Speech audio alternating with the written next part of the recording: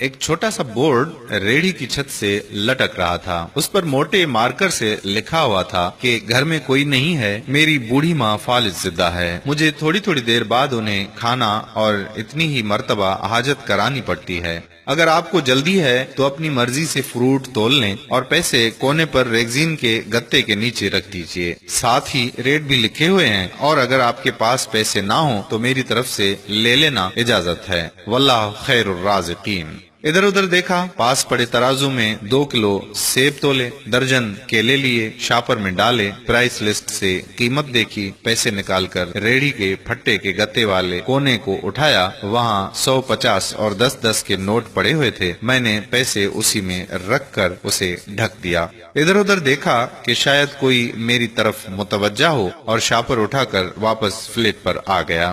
افطار کے بعد میں اور بھائی ادھر گئے، دیکھا کہ ایک بارش آدمی، داڑھی آدھی کالی آدھی سفید، ریڑھی کو دھکا لگا کر بس جانے ہی والا تھا۔ وہ ہمیں دیکھ کر مسکرایا اور بولا، صاحب پھل تو ختم ہو گیا؟ نام پوچھا تو بولا خادم حسین۔ پھر ہم سامنے ڈھابے پہ بیٹھے تھے، چائے آئی، کہنے لگا کہ پچھلے 3 سال سے اماں بستر پر ہے، کچھ نفسیاتی سی بھی ہو گئی ہے، اور اب تو فالج بھی ہو گیا ہے، میرا کوئی بال بچہ نہیں ہے، بیوی مر گئی ہے، صرف میں ہوں اور میری اماں کی دیکھ بھال کرنے والا کوئی نہیں، اس لیے مجھے ہر وقت اماں کا خیال رکھنا پڑتا ہے۔ ایک دن میں نے اماں کے پاؤں دباتے ہوئے بڑی نرمی سے کہا کہ اماں، تیری تیمارداری کو تو بڑا جی کرتا ہے، پر جیب میں کچھ نہیں اور تو مجھے کمرے سے ہلنے دیتی نہیں، کہتی ہے تو جاتا ہے تو جی گھبراتا ہے، تو ہی بتا میں کیا کروں؟ اب کیا غیب سے کھانا اترے گا؟ نہ میں بنی اسرائیل کا جنا ہوں، نہ تو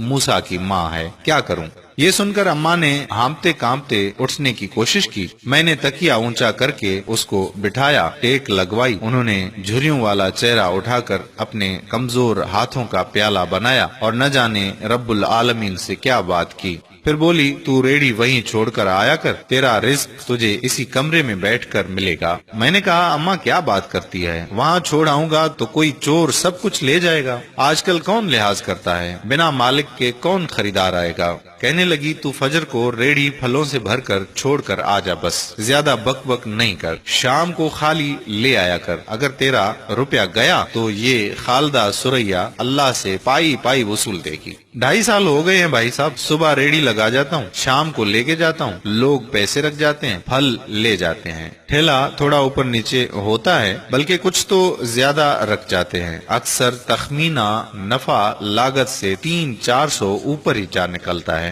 کبھی کوئی اماں کے لیے پھول رکھ جاتا ہے، کبھی کوئی اور چیز۔ پرسوں ایک پڑھی لکھی بچی پلاؤ بنا کر رکھ گئی، نوٹ لکھ کر رکھ گئی کہ اماں کے لیے۔ ایک ڈاکٹر کا گزر ہوا، وہ اپنا کارڈ چھوڑ گیا، پشت پہ لکھا تھا کہ انکل اماں کی طبیعت نہ سنبھلے تو مجھے فون کرنا، میں گھر سے پک کر لوں گا۔ کسی حاجی صاحب کا گزر ہوا تو اجوا کھجور کا پیکٹ چھوڑ گیا، کوئی جوڑا شاپنگ کر کے گزرا تو فروٹ لیتے ہوئے اماں کے لیے سوٹ رکھ گیا۔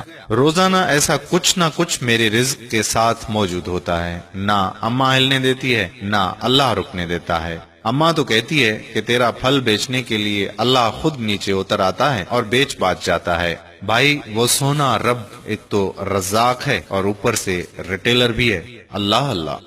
آخر میں مجھے اپنے بچوں سے کہنا ہے کہ اگر آپ فارغ ہوں اور اپنے والدین کو کام کرتے دیکھیں تو فوراً اٹھ کر ان کی مدد کریں اور انہیں کہیں کہ امی جان، ابا جان لائیے، میں آپ کی مدد کرتا ہوں۔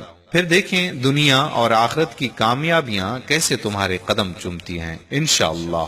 اگر آپ کو یہ ویڈیو پسند آئی تو اس کو شیئر کر دیجئے، شاید کسی کا بھلا ہو جائے۔ قارئین اکرام، اگر آپ نے ابھی تک ہمارا پیج پیارا اسلام لائک نہیں کیا تو ابھی سے لائک کر کے فالو کر دیجئے، تاکہ ہم ایسی مزید معلوماتی اور دلچسپ ویڈیوز آپ تک پہنچاتے رہیں۔ جزاک اللہ خیرہ۔ السلام علیکم ورحمۃ اللہ وبرکاتہ۔